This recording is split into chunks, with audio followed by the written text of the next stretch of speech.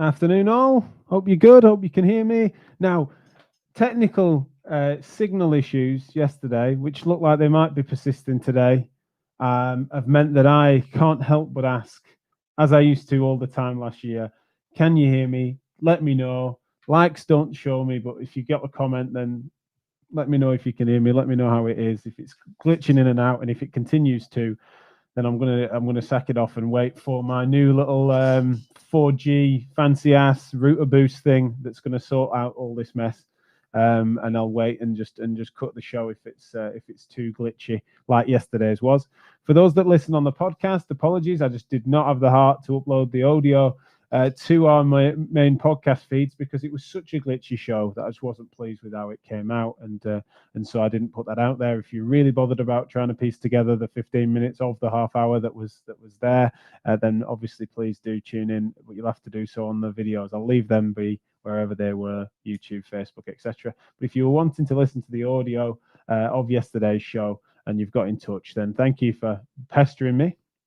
However, annoyingly, it was a mess, and I just wasn't happy with it. And that's a signal issue that I'm trying to resolve. It's where we're situated in the village of which we're coming from. Depends on the traffic at the time in the village, and so I can't really do much about it. However, I've got an idea for trying to solve that by using 4G, which I'm going to do soon, so we can hopefully get to you.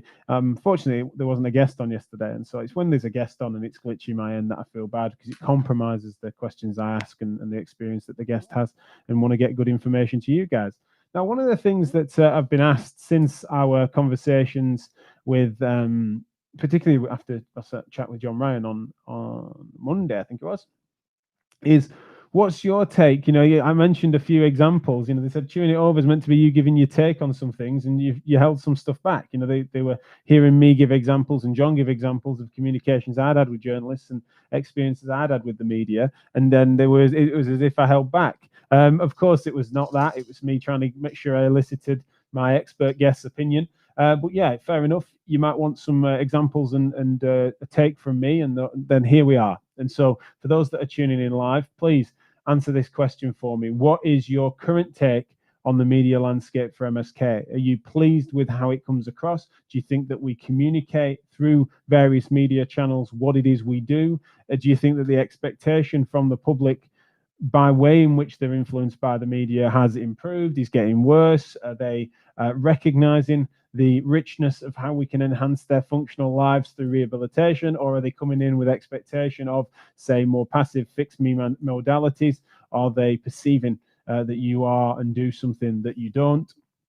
Please let me know. I'm really interested in that. Now, there are various things that the media gets blamed for, but sometimes the social perception of a profession, a job, a modality, etc., is something that really is something broader than just media. Sometimes people put too much on that.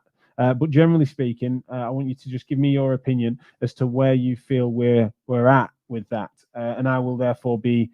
I will respond in kind. Right, I'm going to give you my take on that based on experience, as well as how my way in which I behave when things crop up for good and ill, how I've changed my behavior over time based on a few things.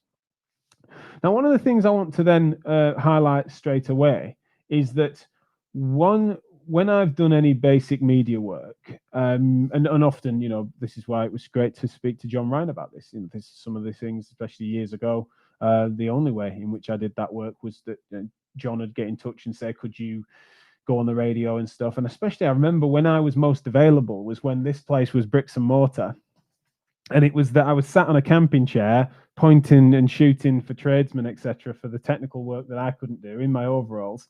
And therefore, I was just more available. I wasn't seeing as many patients. And I remember I was sometimes sat making sure I was away from drilling noises and just being on the radio, going on 5 Live and things like that for talking about a sports injury, or Andy Murray's had this operation. What's your take on the matter? So I was just more available, and so John had, I was able to help out the CSP in that way. And obviously, there's no pretense from me that there isn't something that you gain from it too, both in terms of experience of doing that, but also getting your voice heard. Massive attention seeker as I am, as you guys know from this show, means that I'm not going to pretend there isn't an ego to it, that you wanting to share information, but also there's a benefit from someone then nudging you at a function the next week saying, I heard you on the radio.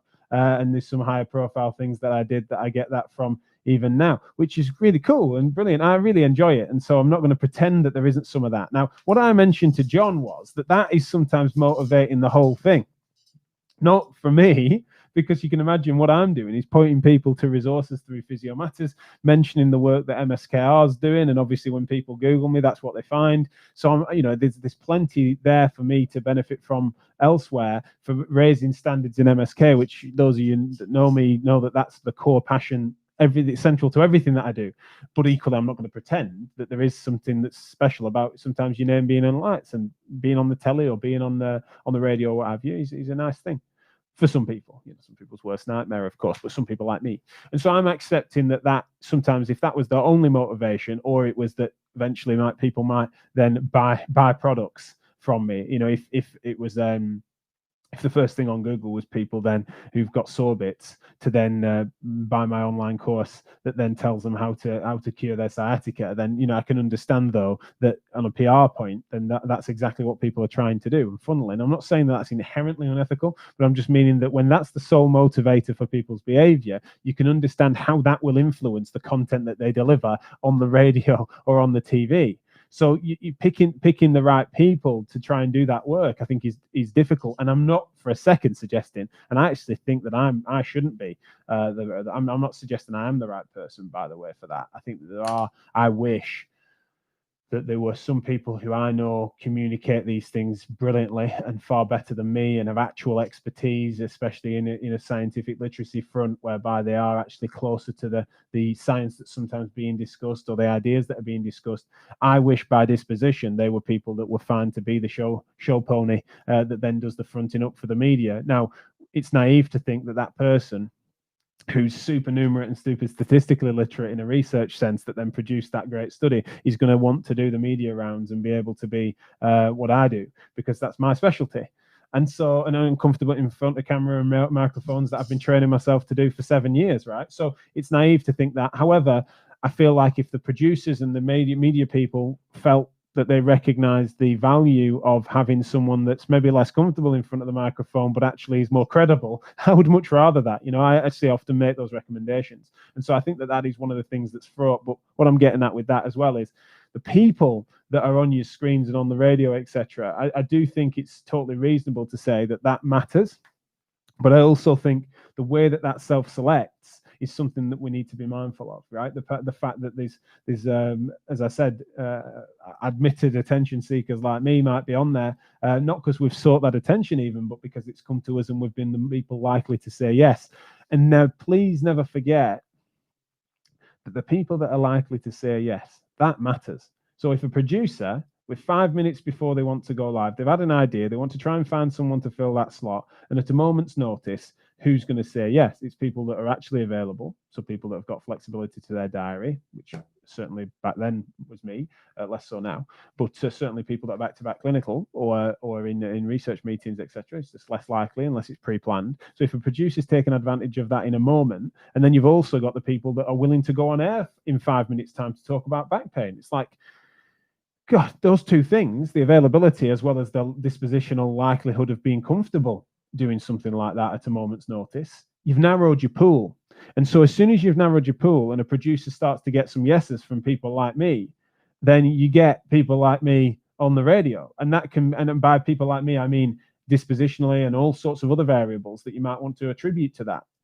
And a self-publicist, as I'm sometimes accused of being, right? So that's why you might get self-publicists in the media. Is that if you think about it, because if the producer thinks that, wow, that's someone that responds with 5 minutes notice, unfortunately, that's just the nature of the game, is that they then can take advantage of that situation and don't have to then be good at their job, I would argue, and plan more thoughtfully for pieces on health, especially in a broader than a 24-hour news cycle, and they're not having to rely on people that are then flexible and predisposed to being attention seekers like I've described. So please do bear that in mind, because it matters. You know, people say that we should have more diversity of all different flavors, you know, and certainly, as I'm meaning here, I'm specifically talking about personality, but I do understand the arguments that come. But you think about the way that the landscape is in the media and the way that these things are produced, the editors, the journalists, is that the availability feature that I'm on about, and the fact that people are willing to do it on the fly, is a huge factor when it comes to who is represented. And it's a shame. I'm not saying I like it. In fact, I have thought up a few ways, and maybe we'll talk about them today, that I think can be a corrective to that. But, you know, I just think that it's worth me sharing with you my experiences to say that that's something not to be naive of.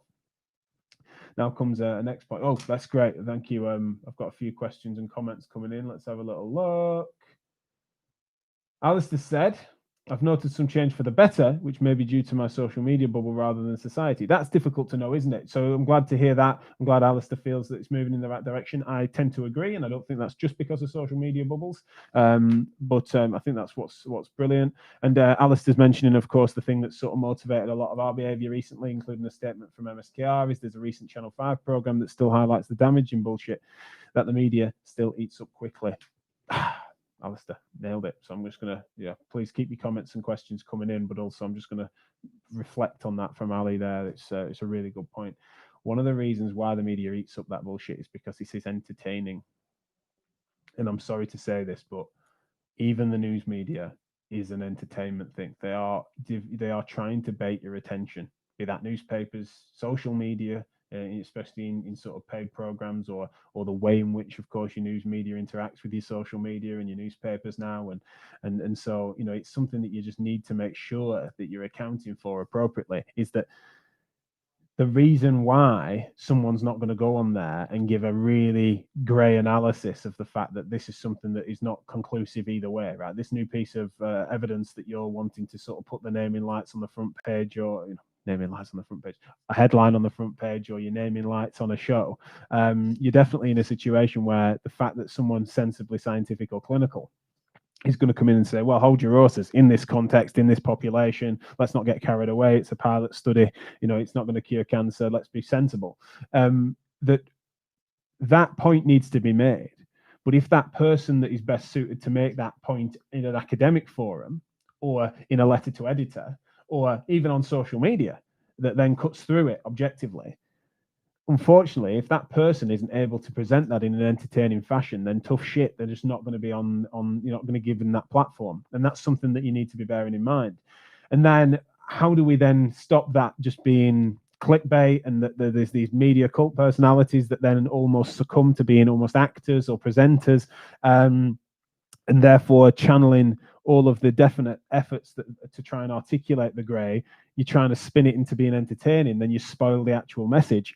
Honestly, it's difficult. But one of the things that I do here, especially from the priestly academic class that sometimes like to throw shade at me and mine, not usually in public either, because that's not their thing either, but just generally speaking, just bear in mind, is that if you're in that position where you just feel like, well, actually, you know, who are these people that are just translating science or clinical practice in such a way, or even modalities or whatever it might be, styles of care delivery, is that when we're doing that work, and you feel like, and understandably, we should be then just shining a light at the people that are at the front line of actually creating that content, and that, sorry, not the content, that material, that research, etc. Is that, honestly, you won't believe how many times we're trying to pass that mic over or make those introductions. But then similarly, there have been times whereby you need to recognize that even though it might not be your shtick, if you feel that that's your position, is that should be closer to the people that have actually produced the work, then please do not be so disrespectful of the craft of actually translating material to then think that it's up to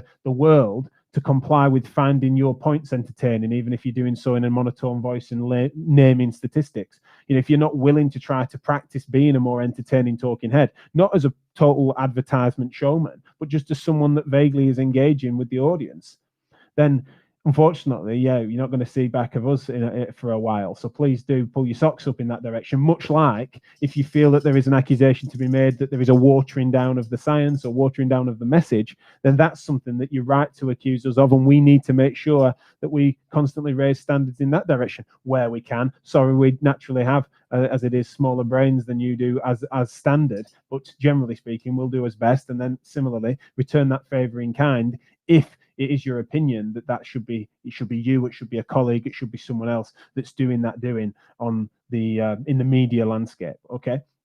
Now, what I would suggest though is when it comes to that entertainment feature, that is something that they're craving, and then one of the massive problems with that, independent of people, is the spin that can occur. Especially when it's something that if they're having you on live and stuff, then generally speaking, it's harder for them to spin. You can still make your mistakes, and there's massive pressure that comes from something like that, and I've done it plenty.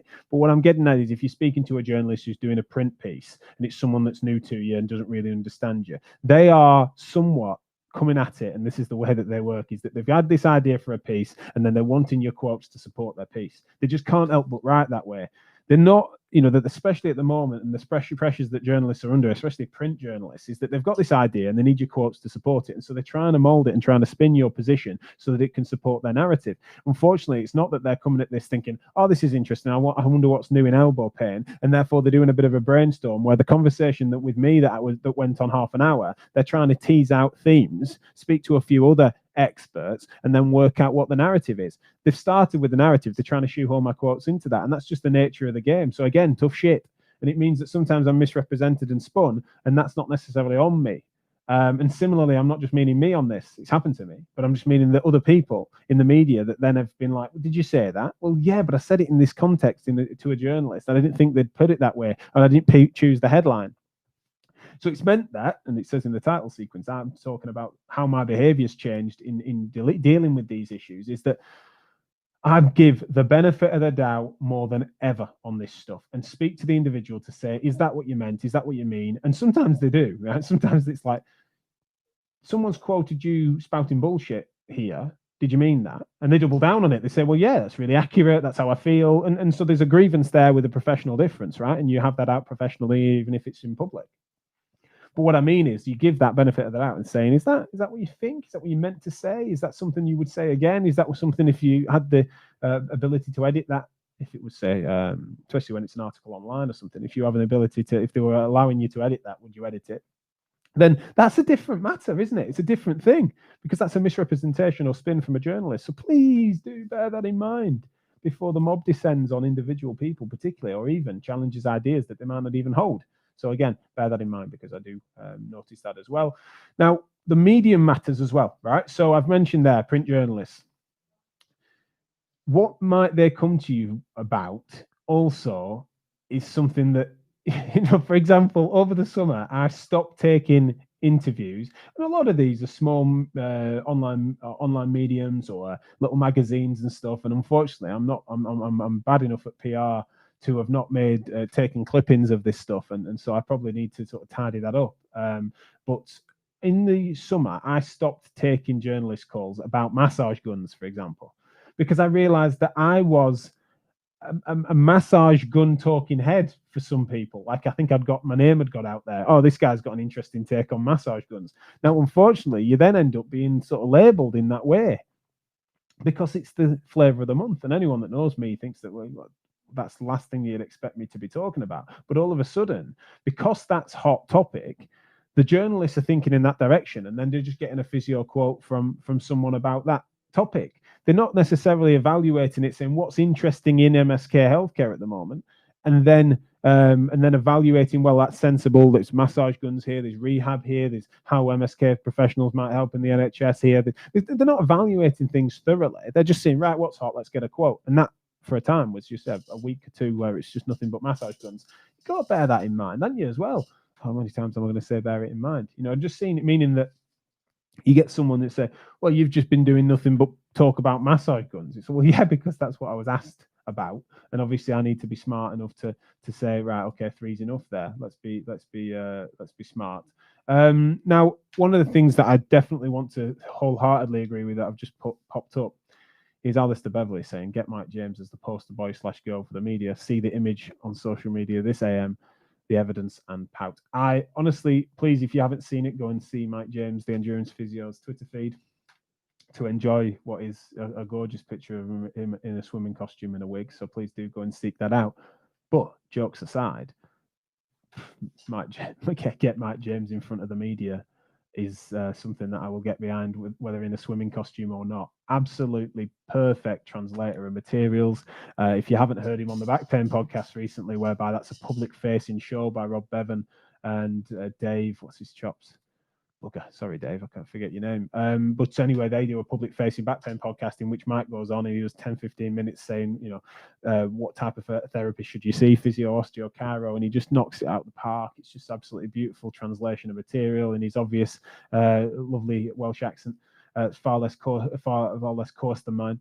So, generally speaking, he's a great example of someone that I would like to see being able to reach into the media more. And he's exactly the sort of person that you need doing that translational material, and constantly proves himself and develops and works hard on that stuff. And I know him as a good friend does that. So it's the sort of thing whereby, unfortunately, though, when Mike does that, or Ash James does that, all the Jameses, all the Welsh Jameses that seem to be my favorite people to go on the media, means that you then end up getting accusations that get thrown.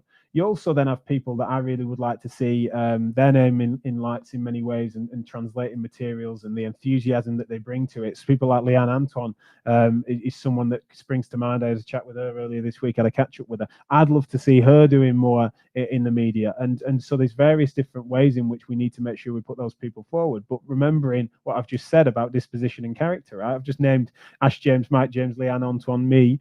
These are all people that just, don't mind just being those show ponies, right? So just bear in mind that is a problem in itself, is that isn't always representative of physiotherapists or representative of MSK professionals. And we do have people in our profession or in that industry that are frustrated at that and don't like us for that. And that's something to, again, bear in mind. Now, one last thing I want to say before I really do just draw on some more of your comments. So please do answer my question as closely as you can, if you don't mind, guys, which is, how do you think we're doing in the media?